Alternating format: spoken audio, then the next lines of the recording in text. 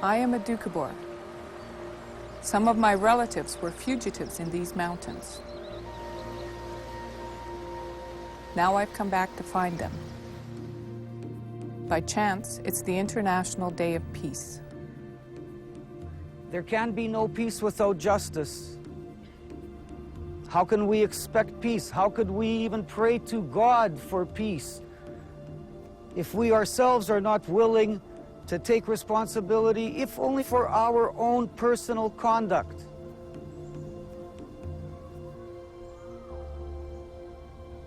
But if you look at the course of human history, much of the strife and much of the blood has been caused by religious misunderstanding or disagreement. And even in our case as Doukhobors, you had people that had fire in their eyes to go do what they thought was God's work.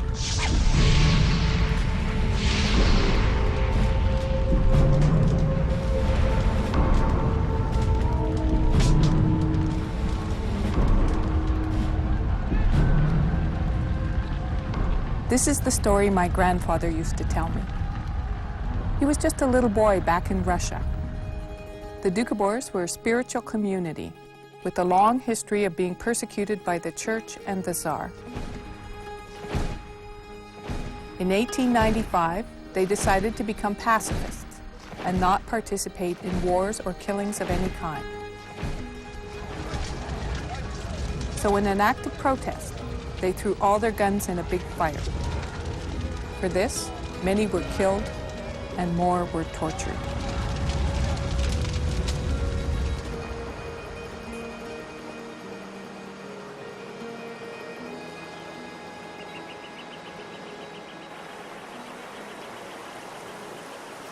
Oh, I love to get away from Calgary in the summer and spend my holidays in Grand Forks. And then just hanging out on the beach. Every year in the 1950s and 60s, Mom took us to visit her family, and Cousin Marilyn was my best friend. And didn't the boys jump off the bridge? Yeah. The boys jumped off the bridge. Yeah, that was pretty good. That was fun. Oh, wow. It hasn't changed at all. No. Well, do you dare? Oh, yeah. Do you dare try to? What an innocent, peaceful, kind of a magical time it was. What I did on my summer holidays. I went to BC with my family. I played every day with my cousin Marilyn.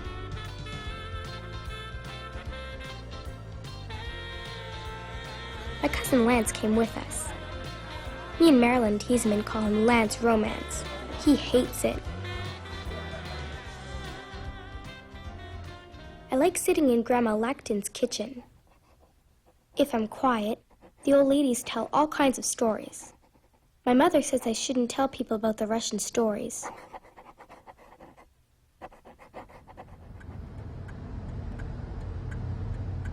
Mom hid things from us. She had married outside the Doukhobor community. Okay, so I got another one that we can look at later. Oh, nice. Lance and I were kept away from some of our relatives. Looking back, I think they were Sons of Freedom Doukhobors, the ones who were always in the news. 2 Sons of Freedom sect members were convicted Wednesday on a charge of placing an explosive device in illegal possession of explosives. They've bombed or set fire to over $20 million worth of property. The Sons of Freedom has a reputation for parading in the nude. The Canadian Army units in the area could have a great deal of practical experience in anti-guerrilla and anti-sabotage. And they can be pulled back from our own Canadian world. It's been going on now for more than 60 years, and so far, no solution.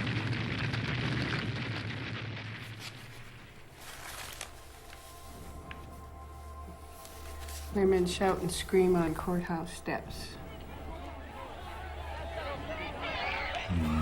Several times during the melee, press and television photographers were accosted and asked, "Did you get a picture of that?" Yeah.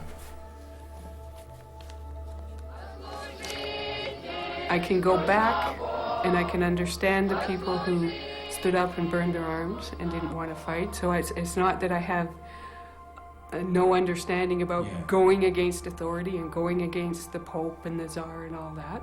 I agree with that. I don't know how we get from there to here.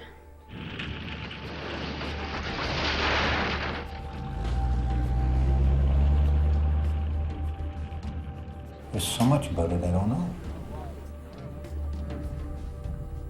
What a precarious place Mom and Dad were in. She was a Russian Doukhobor, and he was a Mountie. My mom was always sort of glamorous to have as a mother, and yet there was something hidden. Who was she? The more I get to know all this stuff, the more it'll help me get rid of my demons, perhaps, or at least know that this is where they came from. Lance's dad, my Uncle Jerry, is retired. Now he spends his time restoring old cars. I always thought it was sort of hard for you guys because Mom being Russian Doukhobor and she you're wasn't being... Doukhobor, she was Russian. Okay. You're obsessed with the Doukhobor. No, I'm not obsessed with You Doukhobor. ought to watch what you emphasize and what you don't emphasize. Lance's mom and my mom were sisters. Since Mom died, Auntie Anne is my closest relative who might have some answers. Was over with. Now the next threat perceived at that time was communism. So I'm curious about what it was like. Was it hard growing up as a Doukhobor? No, we were just plain Russian people that were there, sort of. So you didn't break away from the family? No, I never made a break away from my family. And that's it. I think that's enough. We've had a good life together.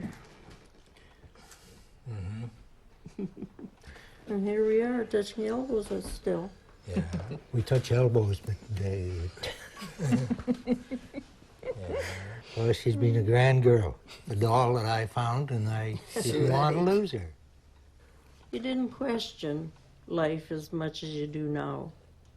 In those days you lived your life, but now there's always a question about this or that or the other. There's too much of life now. The older generation doesn't like to talk about those days, but it was on TV right across the country. One evening in June 1970, 6 Freedomite women went to the comfortable home of the Doukhobor leader, John Berrigan, and burnt it to the ground. Cousin Marilyn took me to see John Berrigan's son, JJ. There were naked people running around torching the house and stuff, and my mother was yelling, and so I started yelling with my brother, you know, for neighbors to come and help, and then people came in and started trying to put the flames out, although it was too late. The house was burned down. In fact, I ended up living for a while with your family. Mm-hmm. They were kind enough to take us in. While the media was sensationalizing the depredations, here's Marilyn. How does she feel? First of all, she reads in the paper that the Doukhobors have blown this up or that up. And she's saying, that's not the Doukhobors, that's the Sons of Freedom. And at the same time, she might have her best cousin living in Cristova. And so these divisions cut through families. These are difficult things for people to wrestle with. Maybe that's why Doukhobor translated means spirit wrestler, because we have to wrestle with all these tensions, and we can't wrestle with them violently, and so we wrestle with them in a spiritual sense.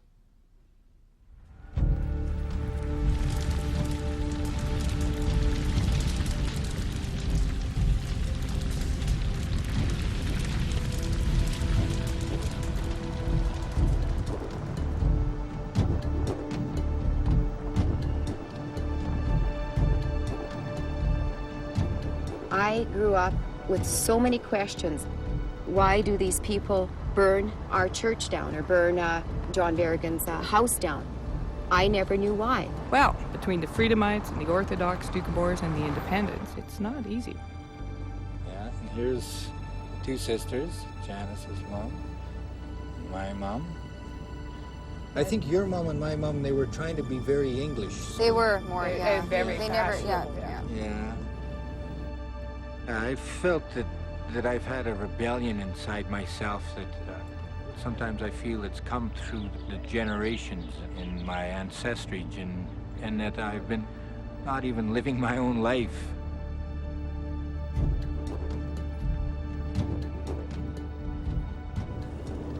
This is like you're driving off the end of a cliff.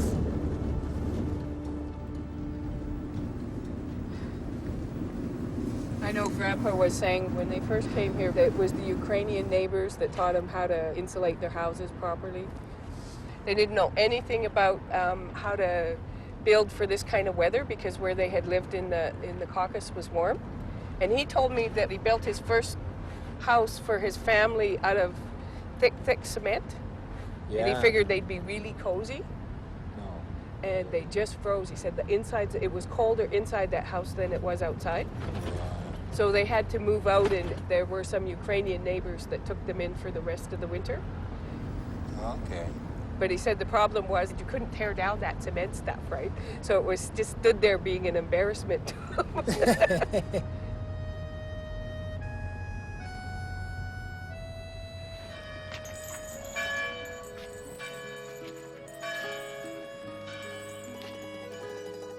In Russia, the Orthodox Church looked upon us Doukhobors as heretics. The Tsar exiled us to the edges of the empire. Our leader, Peter Lordly Verygin, was sent to Siberia, and we had only his letters. The priest took our children away, but we find strength in God. The suffering help us to attain his spirit.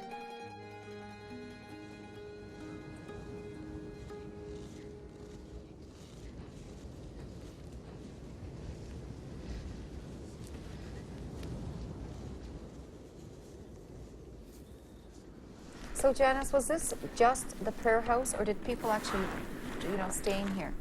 I think it was the prayer house. Just the prayer house. Yes.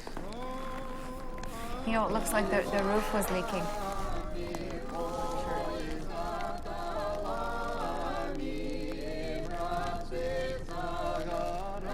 A Doukhobor believes that all life comes from the spirit. All things that are good are a manifestation of the Creator. The Creator is present in each of us as we go about our daily lives.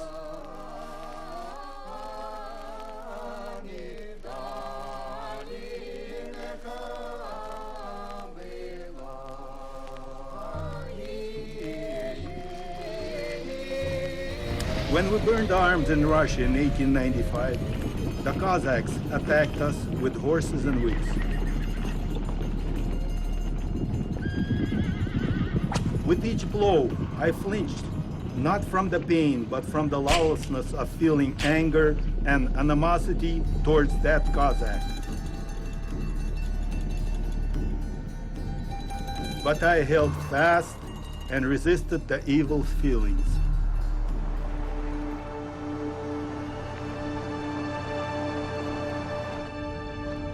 Leo Tolstoy, who wrote War and Peace, wrote another book where he said basically that the main problem between people is that they don't understand that love is a fundamental law of human life.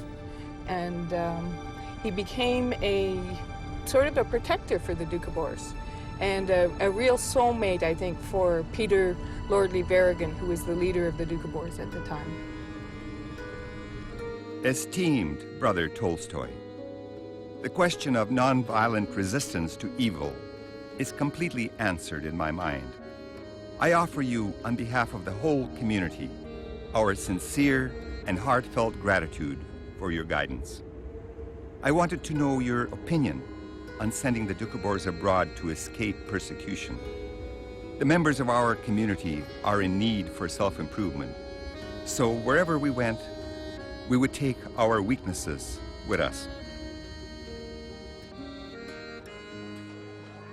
My dear brother, I was especially happy to read your ideas on the resettlement of the Doukhobors. I share your opinion completely, namely that it's not the place where we live that is important, or the conditions surrounding us, but our inner mental state. You shall know the truth, and the truth will set you free everywhere.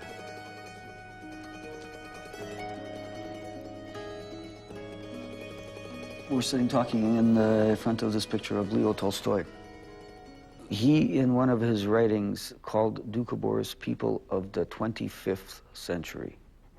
In that respect, I regard Doukhoborism as beyond religion, because of the community of values, of beliefs that he shared, and his expectations of the Doukhobor people to actually live his philosophy. He then dedicated his energies to seeking a place where our people could have been released to go.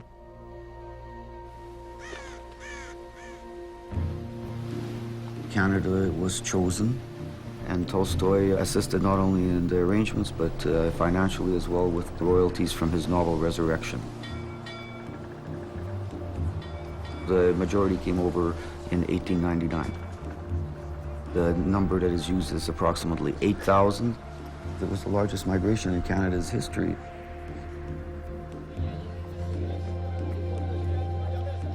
Canada needed immigrants to populate the frontier.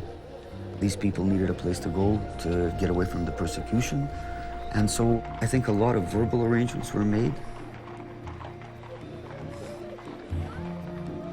Our people thought that they were coming to a place where they would be allowed to live according to their beliefs and where there would be no state intrusion into their lives. And the only state they knew was the Russian autocracy. And so when they came over, they were allowed to settle as communities and to own the land in common.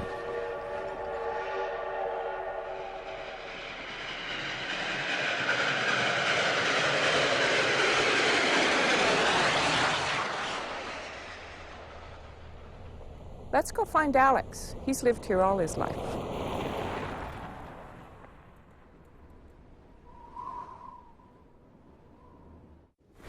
When the Doukhobors came to Canada, the first year they wintered in the caves, half a mile south of here. And the first thing they did in the spring was to build this barn. And Peter, Lord Ly's mother, was here, in charge of everything, together with Alyosha Mahorta. They ruled for the first couple of years. They were the leaders. And this was the seat of government for all the Doukhobors of Canada. It started right here. And what year was that built, did you say? 1901. That was the first year.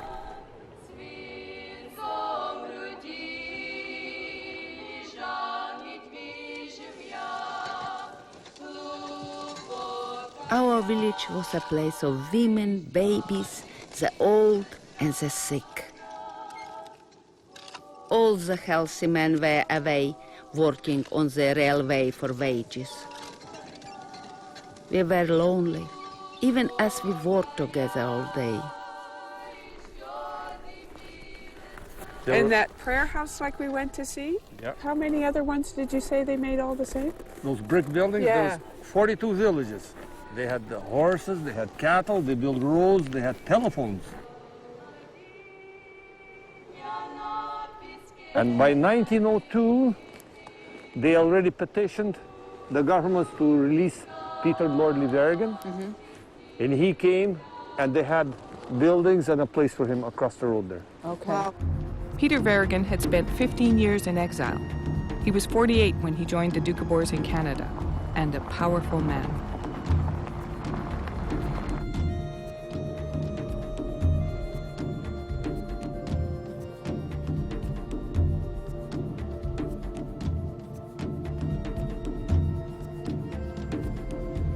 He had had women singing on the front of Oh, yeah. They'd have meetings and eat a lot of borscht and pyrishki and cream. That was a good life. Yeah. Dear brother Virigan, you will forgive me if I take the liberty to advise you and those around you. Don't get carried away, dear friend, by the material success of your community. I'm certain you know this and feel the same way, but we cannot repeat an idea too often if it's the right one. Your loving brother, Leo Tolstoy. Dear brother Lev Tolstoy, your concerns are valid, but I cannot refuse to accept that people want to build material progress. It seems to me that the whole world was created and exists for a good. So why should material goods serve us evil? We've had to build more than 60 villages. The climate is too cold to stay in the open air. Each household needs food to eat.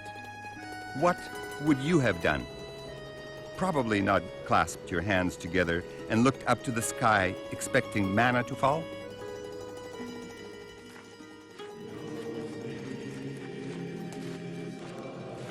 But there were many Doukhobors who thought like Tolstoy. They believed material wealth would corrupt their spiritual life.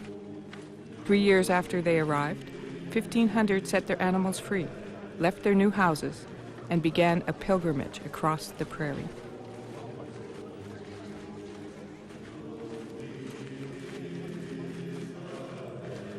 You had in that group of several thousand Doukhobors, some that felt that their whole role in life was to go out and share God's word as they understood it. And this is a tradition that has long history in Russia of people wandering and preaching the word of God and being taken care of.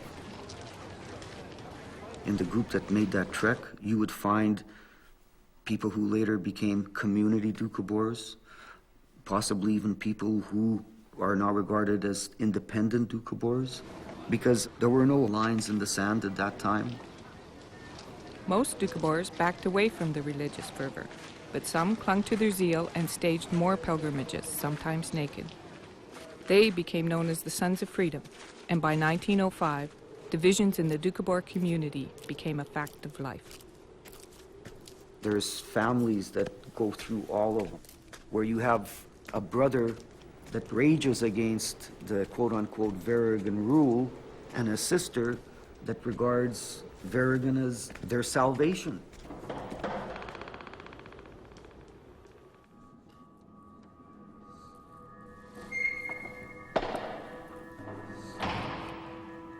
Deviz Douchobortsev, Trud и мирная жизнь.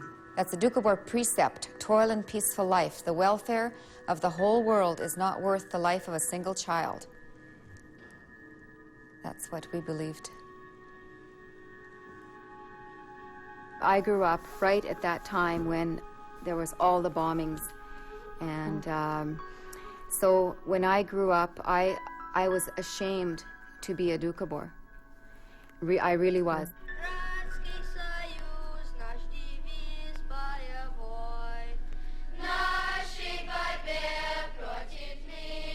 Even though I went through the choir, through the Sunday school, Russian school, everything, and I learned all the prayers and everything, but to anybody English, I was ashamed that I was from Grand Forks, that I was a Doukhobor.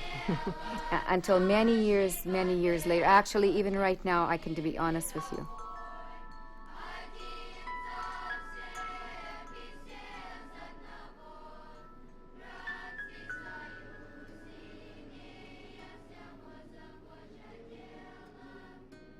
Dear brother Tolstoy, I fear we are entering a turbulent time here in Canada.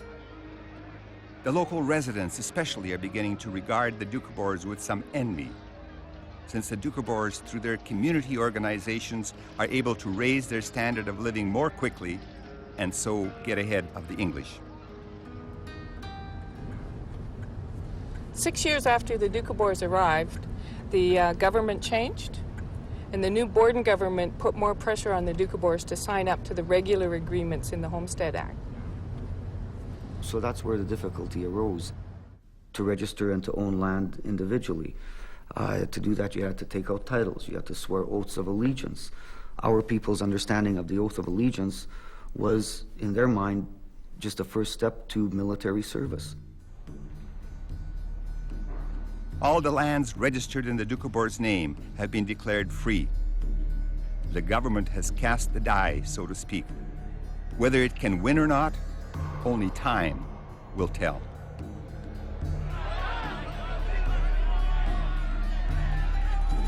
"5,000 Doukhobors lost their land.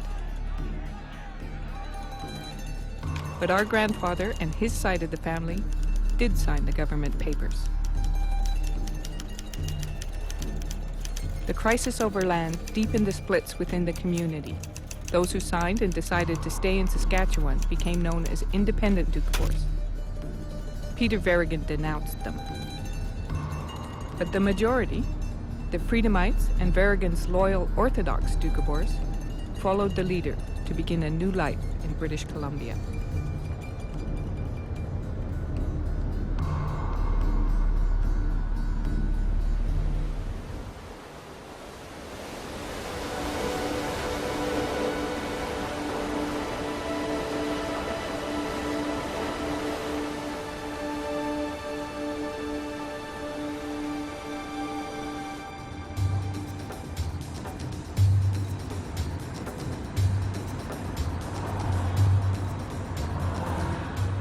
Peter Lordley Verrigan bought land with borrowed money, thereby avoiding the issue of swearing oaths of loyalty. And between 1908 and 1911, about 6,000 Doukhobors came to British Columbia.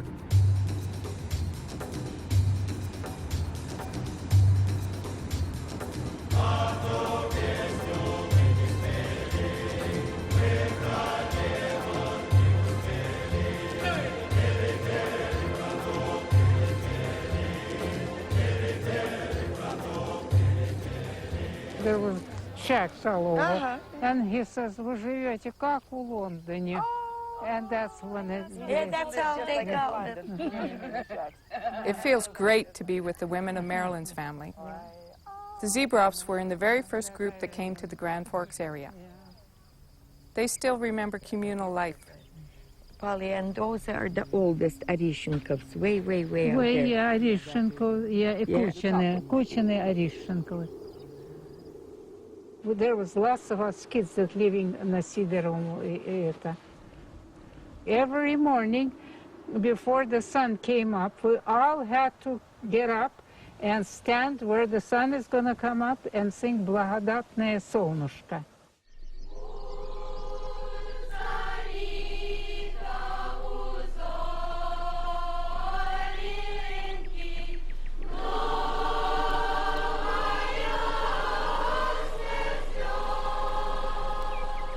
Deeply esteemed Lev Tolstoy, I hasten to inform you of our community's joy.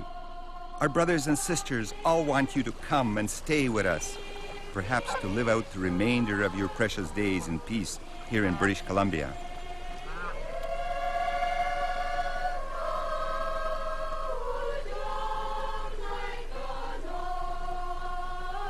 I feel such images as these groups of children would provide a significant reward for your long labors as a fighter for truth. I embrace you as a son and in brotherhood. Lovingly, Peter Verrigan.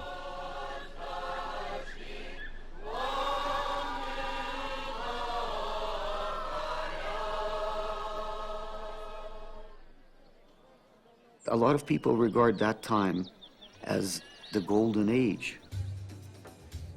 They were able to plant orchards throughout the Kootenays, build roads and bridges that not only they used, but the rest of the population used as well. And then to regulate and organize community life. Under Lordley's leadership, we set up the biggest experiment in communal living ever attempted in North America.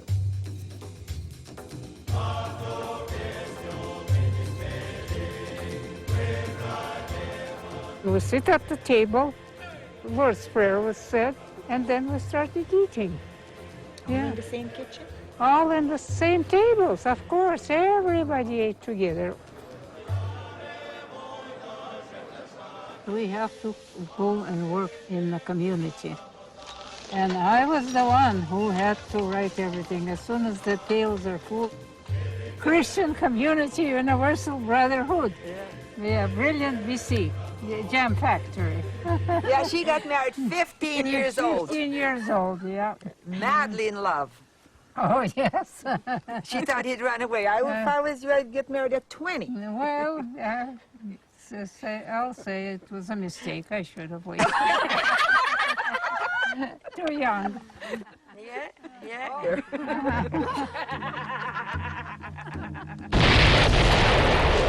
But then the world went mad.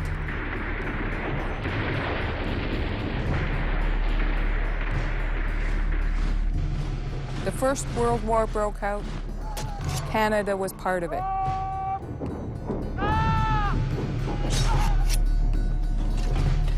The BC government started militia training in the schools. The Doukhobors could not accept this, and many kept their children away. They were exempted from military service. They stayed home and prospered. But when the veterans returned from the war, there was bitter resentment. In BC, Doukhobors lost the right to vote.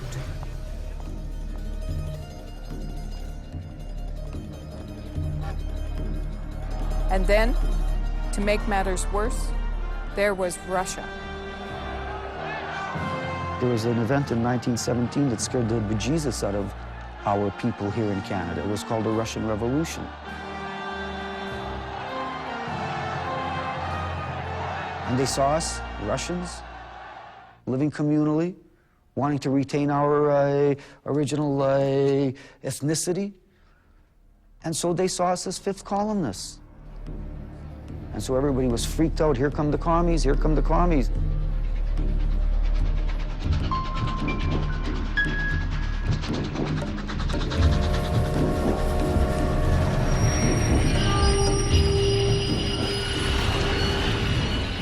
In 1924, Peter Verrigan was killed in a mysterious train explosion. There has never been an official explanation. Doukhobors of all shades believed the government was involved. They feared their children would be turned against Doukhobor beliefs.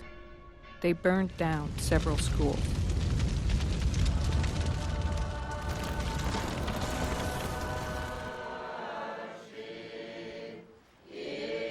The death of Peter Lordley, my great-great-grandfather, was a tragedy that I don't know if the Doukhobor community has ever recovered from.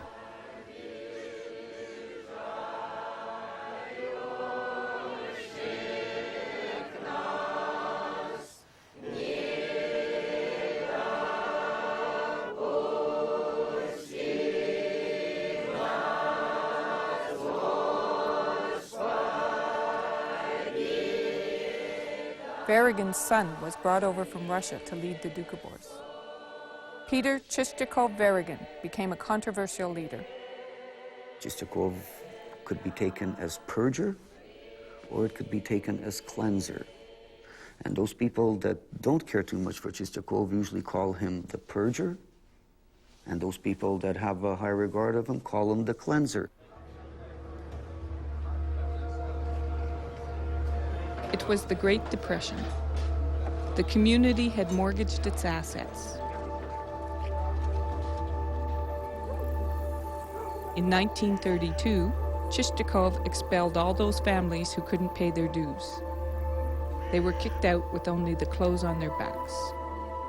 The dispossessed took off their clothes, showing the world they had nothing. 200 began a march towards Chistyakov's village. Other Doukhobors took their clothes off and joined them in sympathy. More than 600 were arrested. They were transported to an island prison, and their story was buried.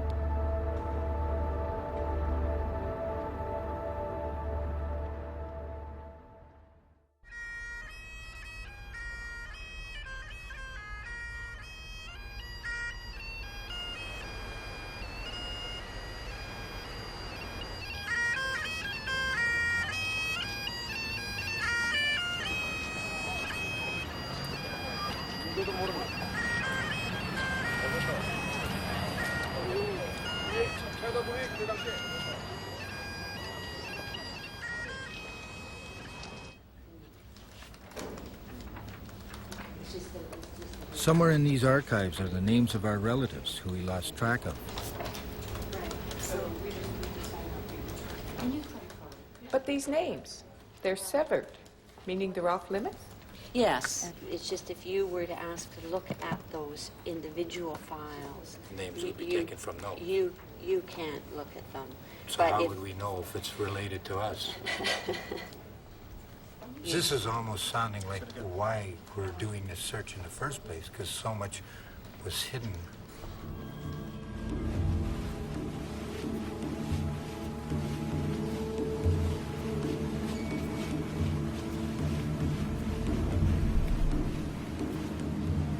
These 20 years I've been living in these valleys, and I didn't have a clue about all the things that have been going on here. I found one name. I think it's one of the old ladies in our grandmother's kitchen in my summer holidays.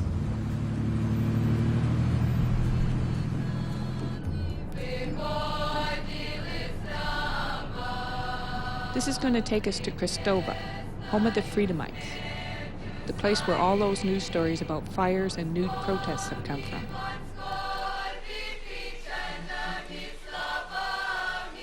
I've never been to Kristova before, and I'm a little bit nervous about it.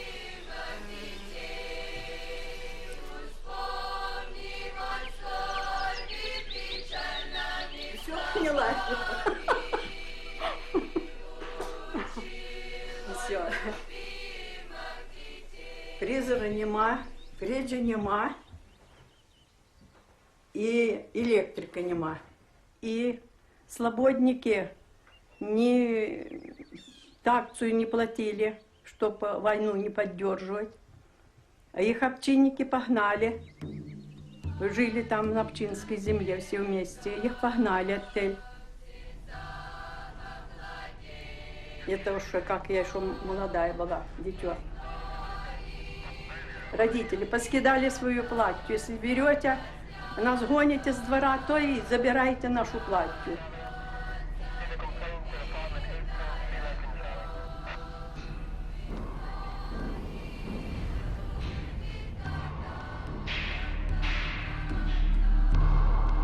А когда стали Богу молиться, разобрались голые, полиция приехали и начали бить каталками. Одна женщина упала, голову ей пробили, другая упала, голову ей пробили, кровь текет. Подогнали троки и начали на троки сажать и возить.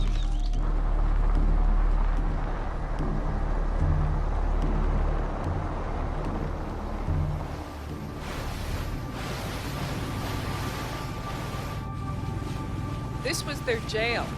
It must have been like Alcatraz. What a place to build a penitentiary. Piers Island looks like a paradise. Well, the other side, there was a government wharf where they used to bring the supplies in. Okay.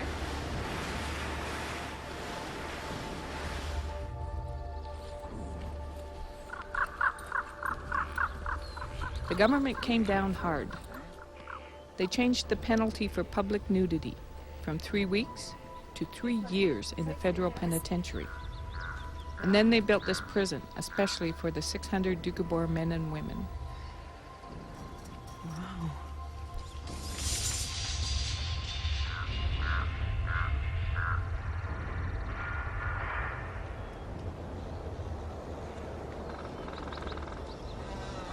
I was looking through the newspapers, like looking through newspaper clippings under Doukhobor, just seeing whatever there was there.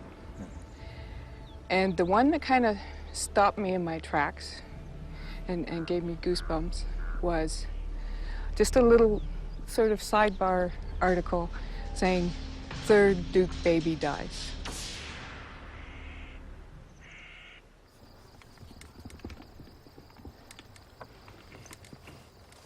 This is your family? This was taken in 1932, and we were, like, my mother, my sister, my brother, and this is my auntie, and we were arrested and we were taken to Nelson, jail. This is the baby that was taken away from the mother, and that was the last that mother had seen of it. It died in the care of the authorities there, and they only came and told my mother that the baby died.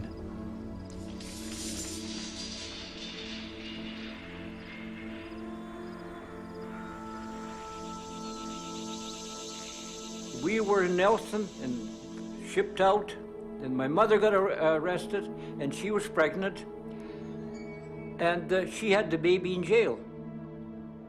And the kids, 3 of them that perished, were a few weeks younger than my brother Bill.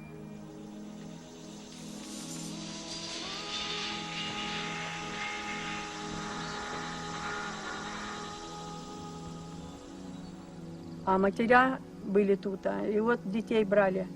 Как их брали маленьких от грудей. Они кричали, пробовали прятаться. Полицейские подходили, они незнакомые для детей, они пробовали прятаться, кричали к матери, к груди прислонялись. Жалости прямо не было ничуть. Но мы чуть больше были и шли сами. На вагоны нас посажали. Матеря падали, одна упадет, другая упадет, третья упадет. В обморок. Дети кричат, визг был, шум был, крик был.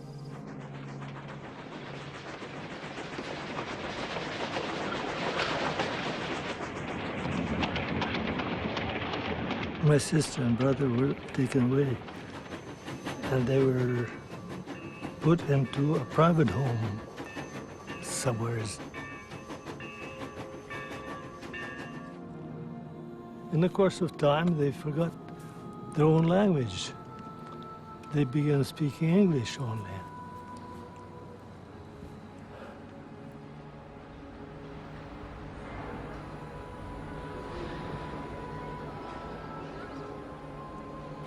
Under something called the Superintendent of Neglected Children. They have a whole series of records because a lot of the kids of the parents that were arrested, they were put in orphanages, they were put in foster homes, some were sent to reform schools, and none of these kids had done anything. Their stories are hard to listen to. Some girls got their teeth knocked out on the very first day. Down in the basement, there's a special cell for punishment. This was their first taste of school.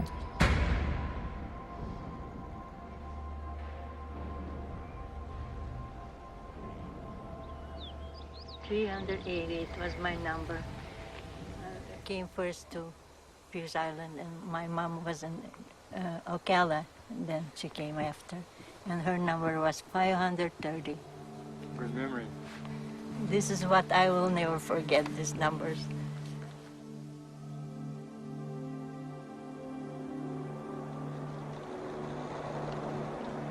When we came to Pierce Island, in 6 months, every mother, every father didn't have a word from their child, not one of them. And it was terrible for the ladies that have children there.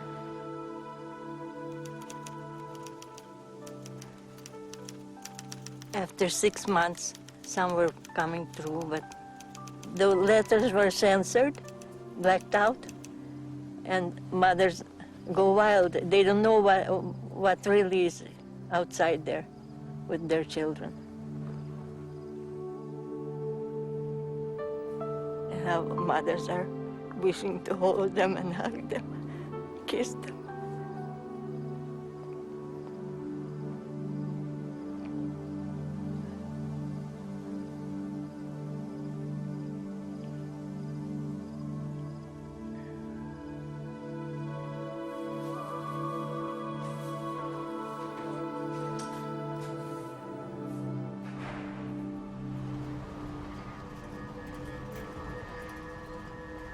I think it was close to springtime sometime. Mr. Brankin came along and he announced that all kids were going home.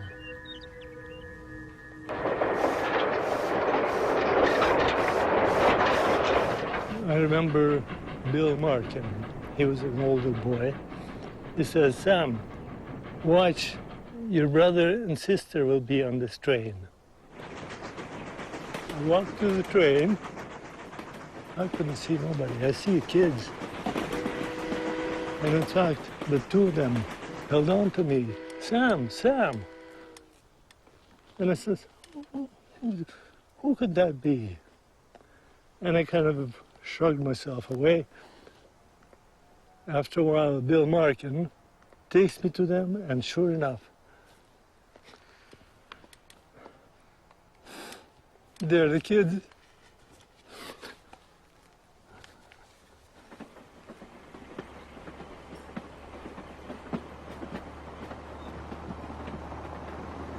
I remember when my mother and dad came,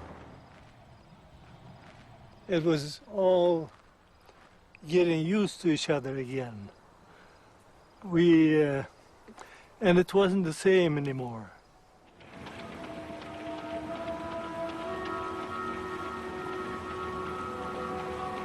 When we returned, my mother was still in jail in Nelson.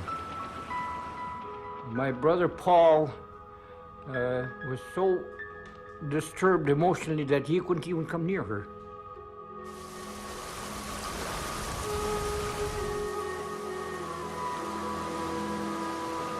As I was growing up, I dreaded to go to school. I dreaded to learn English.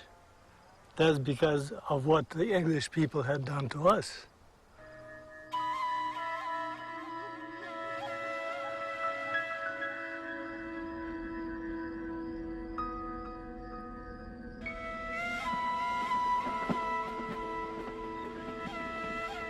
I pray to God continuously I can forgive.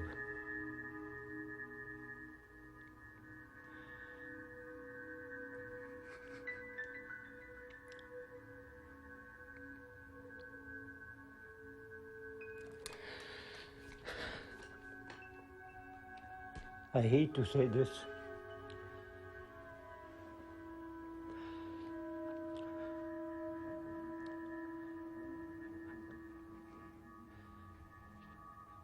I don't know if I can.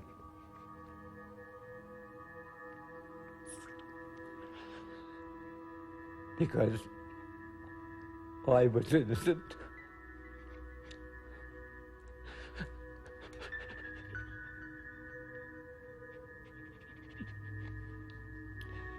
And may God forgive them too.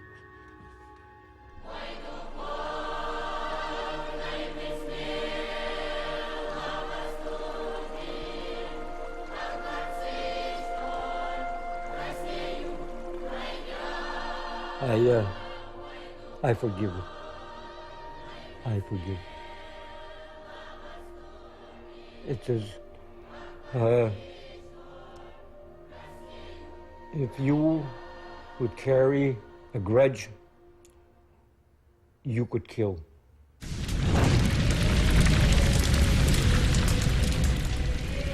I experienced this in 1960 when my daughter was taken away. There was times I would kill.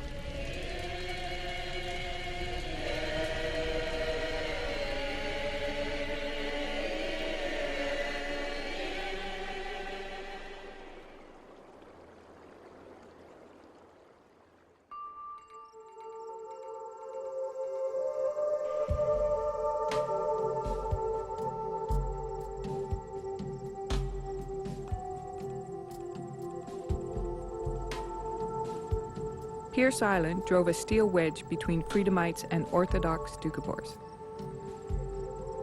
None of the families were allowed back in their old communities after their release from prison. They became squatters on public land. In 1938, the communal enterprise of the Orthodox Doukhobors went bankrupt, making everyone a squatter. By 1950, as the Cold War took hold, the children of Pierce Island were adults, and they were angry. In 1950, 400 Sons of Freedom are imprisoned for nudism or arson, often for burning their own houses or those of Orthodox Doukhobors. They keep to their secretive ways, refusing to pay taxes and register births, deaths, and marriages. Their hymns caution against the accumulation of worldly goods. They sing, "Those shall suffer only sorrow who their wealth desire to save." They say it is their beliefs that have brought them into conflict with their neighbors. As Doukhobors, we have enough challenges in our lives without having to be caught up in larger issues.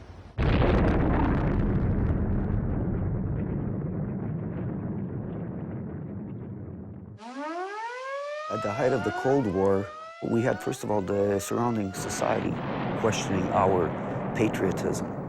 And they had every right to, because we are not patriots, but neither are we stooges. My grandmother spent 15 years in Stalin's gulag. This is at the same time that my family here was being accused of being communist spies.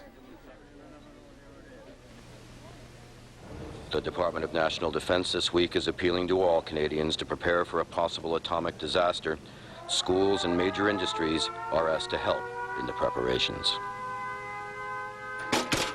Against that background of fear and uncertainty and almost a siege mentality, you have that hysteria being cranked by our government's response and own actions. Night and day spot-check roadblocks are maintained throughout the area. If the name Smith appears on your driver's license, you'll be hastened through. But if it's Smithkoff, your vehicle is thoroughly gone over. A special police lab is maintained at Nelson, where instruments of destruction which have failed to detonate are searched for fingerprints. At the moment, more than 100 Freedomites, ranging in age from 22 to 74, are in prison or on bail charged with terrorism. You have the Kootenays being an armed camp because of the depredations and disturbances, some of which history, if has not shown yet, will show, were instigated by agents provocateurs, that were not Doukhobor, that were not Sons of Freedom, that were not even Russian. I guess we'll have to wait for a while for that.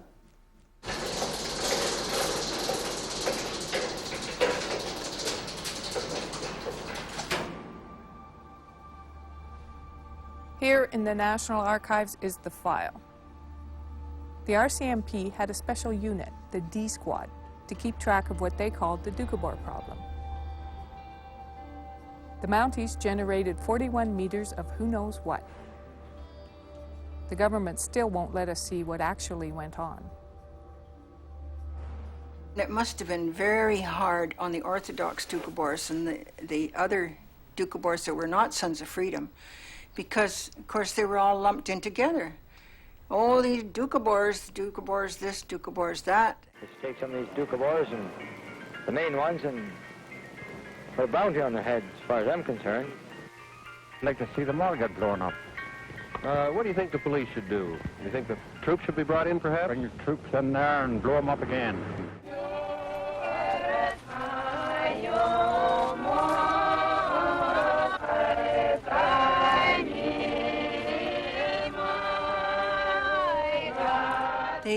They would strip and sing all the time. Back then, everybody was pretty prudish. As far as I know, it was only Paris Match that would use photographs that showed more than just the top part of women. That was as far as it ever went. Life magazine used my stuff about 3 times, I think. Usually it was the women that stripped, but this time I was the only reporter-photographer there. And so being a woman, the men stripped. And then they stood there in all their glory waiting for me to take their pictures. And I was embarrassed, 'cause I was quite young, probably about 18. There was this old fellow that was one of the Sons of Freedom.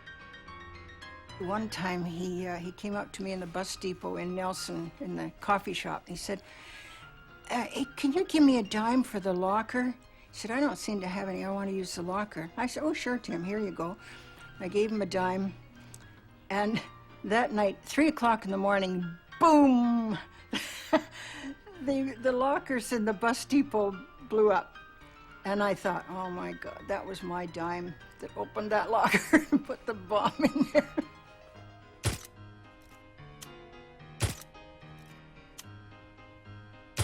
I did all the mundane things too, like taking baby pictures and weddings.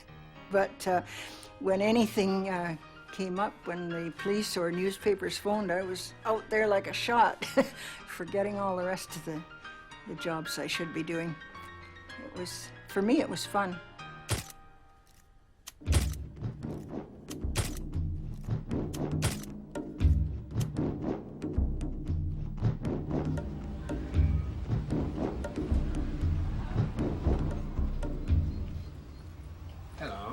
Hello.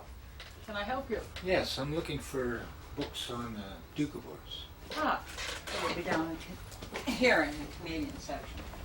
All right, Dorothy. Where did you put the Doukhobor books? There you are, right under the flag. This is the book that fueled all the paranoia about the Doukhobors. In your book, the solution that you proposed was that the children be taken away from their parents and given enforced education. How do you feel about it now? Well, my solution was basically that the government sit down and stop and think about these people, and then, if necessary, take the children away more from the training in crime and lawlessness and anti-education. Take away the children. That's what they did to the Doukhobors in Russia, and that's what they did to the families they sent to Pierce Island. And one generation later, in the 1950s, it began again. The government said it was about schooling. Somewhere around here is a cousin I never met. I never met Vera on my summer vacations because she had been taken away.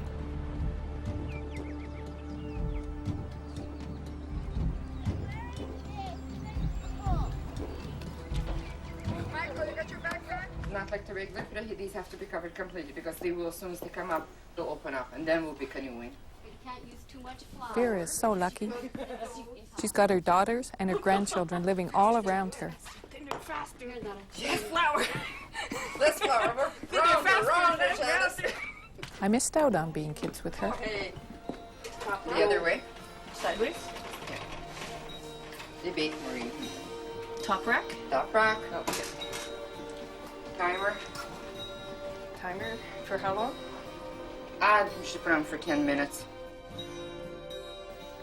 You asked about different childhoods, and this is what the grandchildren ask now, 7 years old.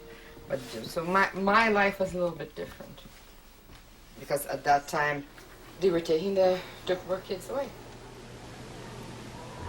The BC Attorney General has announced that the first step towards ending the lawlessness in the Kootenays will be to remove the school-age children of the Sons of Freedom sect. Approximately 200 children will be located and interned in a modern residential institution at New Denver.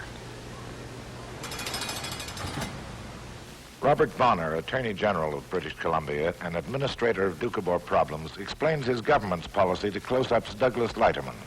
Couldn't you have set up a curriculum, for instance, which they would have accepted and allowed them to have their own schools? I don't think any curriculum under public administration would be acceptable. We have had no suggestion of effective compromise in the period under which we have been operating.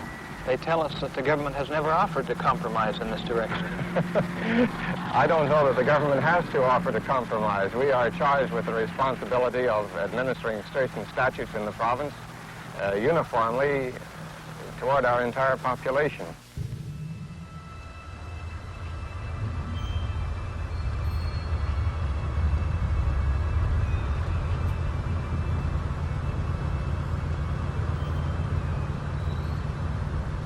They would come at daytime, they'd come at nighttime, and I had a hiding spot. You know, when you're sleeping, when you fall asleep, And my mom would wake me up and say, hurry up and hide. So in my pajamas, I'd go. For 3 years, this lasted. They cleaned out. Everybody was gone except the two of us were left. And at daytime, we never went out to go out play in the snow.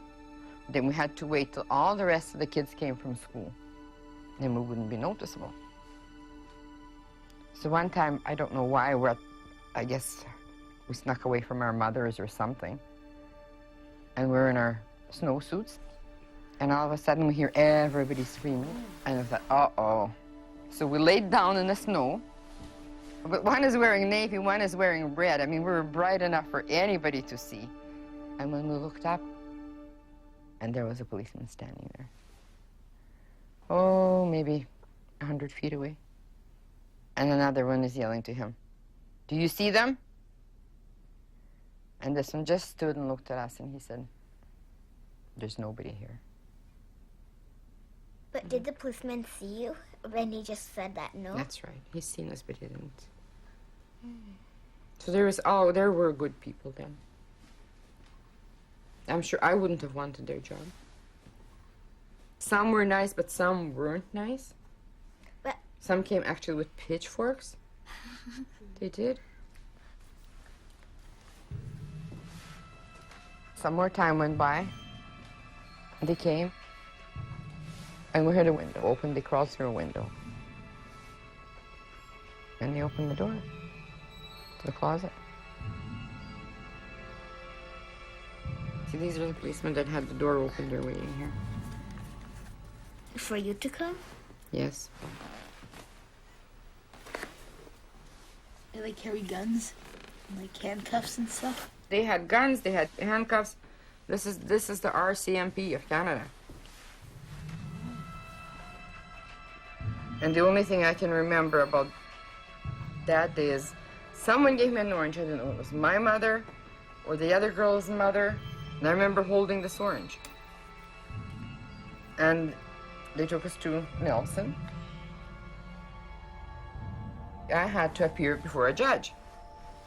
I got my sentence. He sentenced me. He said, you are going to be in New Denver till you are 15 years of age. Get her out of here. We seem to be making an effort, and it seems to be a good effort, to make good Canadians of these people. But they ask why they can't just be allowed to be good Doukhobors. Isn't this satisfactory? Doesn't this country have room for other types of minorities who all contribute to making up the fabric of Canada? I think that question may be asked of you without your appreciation of the basic Doukhobor philosophy. It's a form of passive opposition to state control.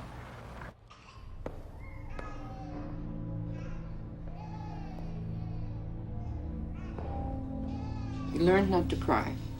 What if And if you cried, you made sure that nobody's seen you when you cried.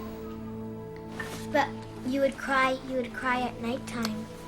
Like when you were sleeping, you would just shove your head in the pillow and cry? Yeah. Were you allowed to bring like a stuffed animal?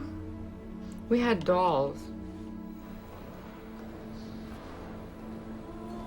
Like when you were there, like did you feel that it was like the end of your life, the end of the world? Like, oh, I'm never gonna see my parents again, oh, this is the end of the world? Yes, very. And it felt like the end of the world.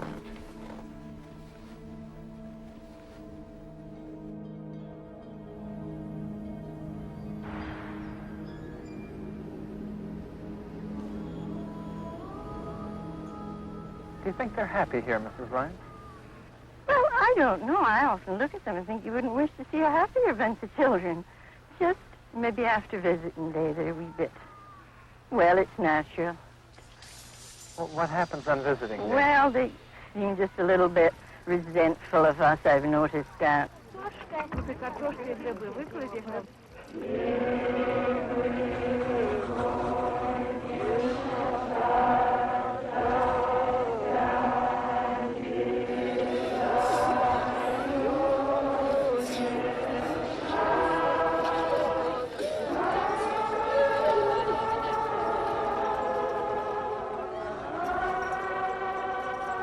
And of course, I always kept uppermost in my mind that the parents were lawbreakers. They had to have some punishment.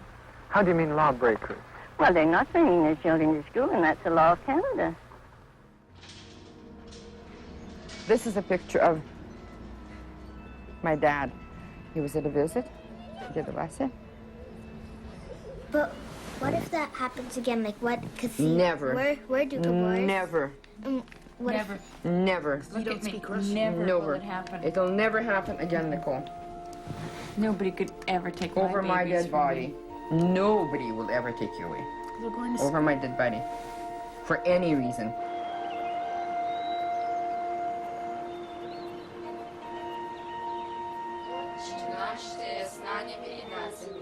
Да светится имя Твое, да придет царствие Твое, да будет воля Твоя. Як на небе, так и на земле. Хлеб наш насущный дай же нам на сей день. На сей месте поклоняемся Отцу и Сыну и Святому Духу. Христос воскрес. Воистину Христос воскрес. Alright, начинайте есть. Вы долго ждали? Okay? Thank you. And if you feel like having one later, you can have one. Do you need some butter, Nicole?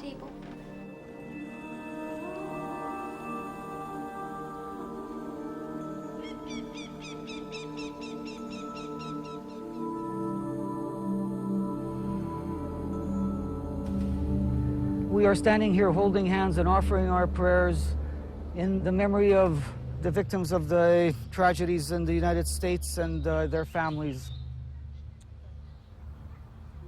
And so it's indeed a very tragic day. It has not been a day of peace. Here we are, September 11th. You know, a decade after the collapse of the Soviet Union, we live in a world fraught with conflict, fraught with tension. We're proud of saying that our forebears, when they made these noble stands for their beliefs, took on the might of the entire Tsarist Empire. And I'm proud to belong to a group of people that stands against the tide, that does what's not easy, but what is right.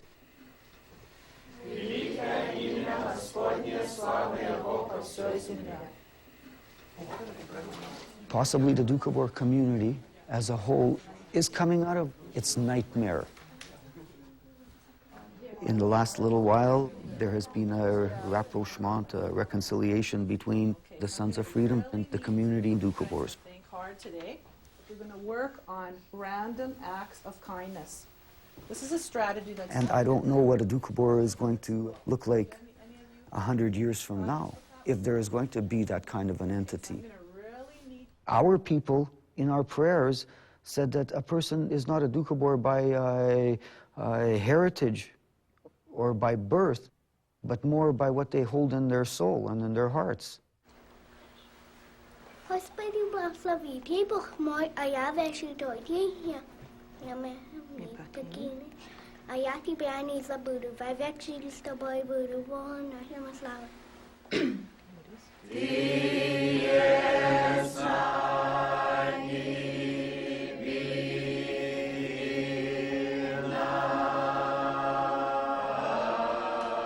We, as Doukhobors, have come out to embrace the world because we have to. You can't run and hide anymore. So I look forward to working with all people of goodwill, regardless of race, color, or creed, and collaborating and cooperating and respecting and, yes, even loving them.